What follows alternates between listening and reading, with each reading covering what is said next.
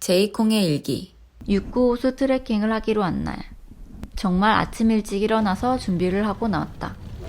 우릴 픽업할 큰 차량이 올 줄 알았는데 어떤 아주머니께서 우리를 데리고 택시를 탔다. 택시 타고 와라즈 시내로 가서 큰 버스로 갈아탔는데 정말 꽉 찰 정도로 사람이 많았다. 육구호수 트레킹을 하기 위해서는 3시간 정도 차를 타고 가야 했는데 중간에 작은 카페에 들러 간단하게 식사도 하고 가지고 온 간식들을 먹었다. 우리도 미리 준비해온 볶음밥을 맛있게 먹었다. 날씨가 조금 쌀쌀해져서 따뜻한 차도 한 잔 주문해서 마셨다. 다시 버스를 타고 달리다가 가이드가 사진 찍으라며 내려준 곳. 이 근처에는 정말 호수가 많았는데 보이는 호수마다 어쩜 이리 아름답고 영롱한지. 호수 물 색깔이 정말 색칠해 놓은 듯한 색깔이었다. 이 신비로운 호수 앞에서 5분 정도 사진 찍을 시간을 가졌다. 에메랄드빛 넓은 호수와 파랗고 예쁜 하늘. 그 양옆으로 멋들어진 절벽이 정말 신비로워 보였다. 다시 버스를 타고 트레킹이 시작되는 위치까지 갔다. 여기서부터 걸어서 마지막 육구호수를 보고 내려오면 되는데 가이드는 왕복으로 4시간 정도 시간을 주었다. 기대되면서도 설레는 마음을 안고 우리는 걷기 시작했다. 버스를 타고 오면서 봤던 큰 호수가 멀리 보이기도 했다. 처음 1시간은 거의 평지 같은 길이라 걷기 쉬울 거라고 했는데 정말 아름답고 걷기 편안한 곳이었다. 예쁜 잔디밭에서 풀을 뜯는 말과 소들, 옹기종기 모여있는 당나귀들도 귀여웠고 얼룩소들도 보였다. 그리고 강도 참 예쁘게 흐르고 있었고 주변으로 보이는 산들도 정말 멋졌던 곳이었다. 그래서 지상낙원 같은 느낌이 한껏 들었다.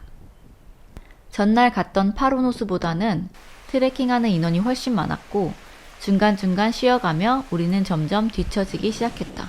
평지길이 거의 끝나갈 무렵 왼쪽에 멋진 폭포가 보이기 시작했다. 그리고 오르막길이 시작되는데 아직 육구호수까지는 3km나 더 가야 한다고 한다. 너무나도 아름답고 신비로운 풍경에 눈이 휘둥그레졌지만 고도가 높아질수록 발걸음은 무거워지고 숨은 더 벅차오르기 시작했다. 지그재그 모양으로 생긴 길을 계속 올랐는데 오르다 보니 왼쪽으로 높게 보이던 폭포가 이제는 우리 눈높이 아래에 있었다. 곳곳에 사진 찍기 좋은 포인트가 있어서 사진을 종종 찍으면서 우리는 다시 발길을 재촉했다. 올라갈수록 바람이 거세지는 부분이 나왔는데 바람막이 모자를 써도 칼바람이 얼굴을 때렸다. 하지만 이렇게 맑고 예쁜 호수가 보이기도 하고 저 뒤로 멋진 설산이 보이기도 해서 그 모습이 참 황홀하게 느껴졌던 것 같다. 맑은 호수를 지나 작은 언덕을 넘으면 이렇게 넓은 평지가 나온다. 그 평원 뒤로 보이는 절벽과 설산이 정말 압권이었다. 멀리서 볼 땐 이 돌산이 그냥 멋지다고만 느껴졌었는데 점점 가까워질수록 이 높이만큼 또 올라가야 하는구나 하고 깊은 한숨이 밀려오기도 했다.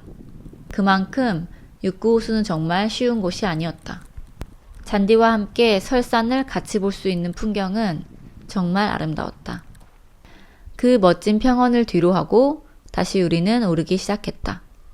햇살이 따사롭다가도 갑자기 칼바람이 불기도 하고 바람막이를 입고 오길 정말 잘했다고 느꼈던 순간이 많았다.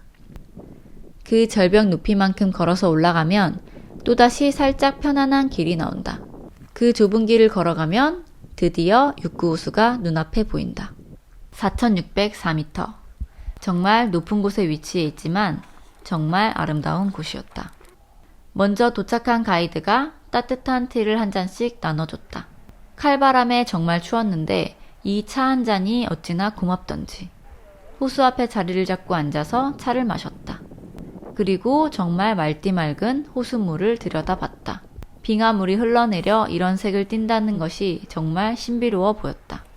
영롱한 색깔의 호수 뒤로는 멋진 암벽이 보였고 작은 폭포도 흐르고 있었다. 그리고 그 뒤로 보이는 설산은 어마어마했다. 정상에 도착했다는 기쁨을 안고 아침에 싸놓은 샌드위치를 꺼내서 먹었다. 아름다운 자연과 함께하는 점심이라 그런지 그냥 샌드위치였는데도 참 맛있었다. 자꾸만 바라보게 되는 육구호수. 올라오는 길이 정말 너무나도 힘들었는데 그 힘듦과 피로가 싹 풀리는 느낌이었다. 695수 트레킹은 남미 트레킹 중에서도 쉽지 않은 트레킹으로 유명하다고 하는데 그래서인지 왠지 뿌듯한 마음도 들었다. 샌드위치를 맛있게 먹고 사진을 찍었다. 배경이 너무 아름다워서 대충 찍어도 사진들이 다 예쁘게 나왔다.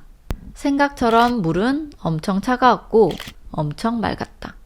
투어 비용도 많이 비싸지 않았지만 그 투어 비용과 체력과 수고가 아깝지 않게 느껴졌던 곳이다.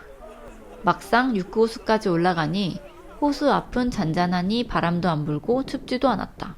나중에 와라즈를 떠나는 날 버스터미널에서 한국인 부부를 만났는데 리마에 살고 계신다는 그분들은 695호수를 결국 못 보고 중간에 내려오셨다고 한다. 그 이야기를 듣고 나니 내가 다 아쉬울 정도였다. 사진을 찍고 있으니 가이드가 내려가자며 사람들을 인솔하고 있었다. 아쉬운 마음에 셔터를 잔뜩 누르고 내려갈 준비를 했다.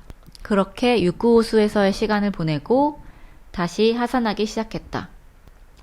호수에서 내려오는 길은 올라갔던 길과 같은 길이었다.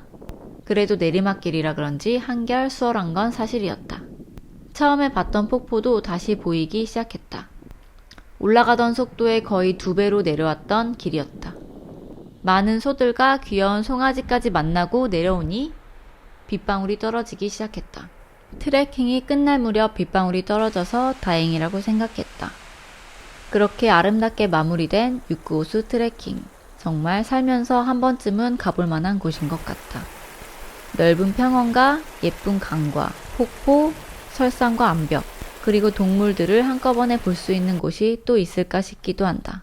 다시 처음 시작했던 곳으로 돌아오면 695호수 트레킹이 끝난다. 와라즈로 다시 돌아가는 길은 푹 자면서 갔던 것 같다. 695호수 트레킹을 잘 마무리하고 뿌듯했던 하루였다. 페루 와라즈 695호수 트레킹 제이콩의 일기 끝.